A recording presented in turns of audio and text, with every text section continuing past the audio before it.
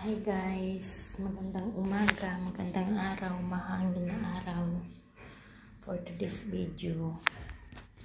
Guys, ito yung papakita ko lang. Mag-garden ulit dito sa Ilocos Sur, yung area. Kasi nga, marami na yung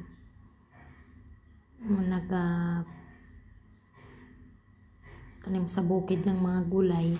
So ang napili ng iba itatanim is yung talong, kasi yung talong guys, kahit ilang cropping pa ang gusto mo, ilang harvest pa ang gusto mo, hindi ka talaga malulugi.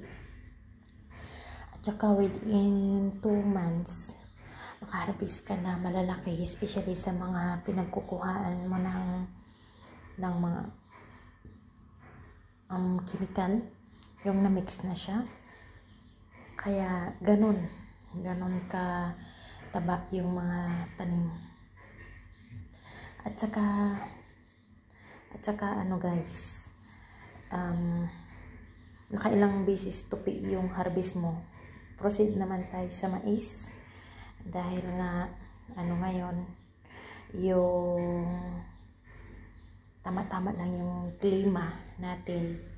So mais din yung karamihan na tinatanim din ng mga tao, yung tama lang yung budget sa finance, kasi ang mais is twice mo lang siya bunuhan, at saka isang spray lang or dalawang spray lang, depende, at saka makaharvest ka na. Sa mais naman wala ka naman luwi dyan, kasi itong tangkay niya pwede mo pakain sa mga alaga mo guys. Kaya ganun sila kasikap dito sa Ilocos Sur.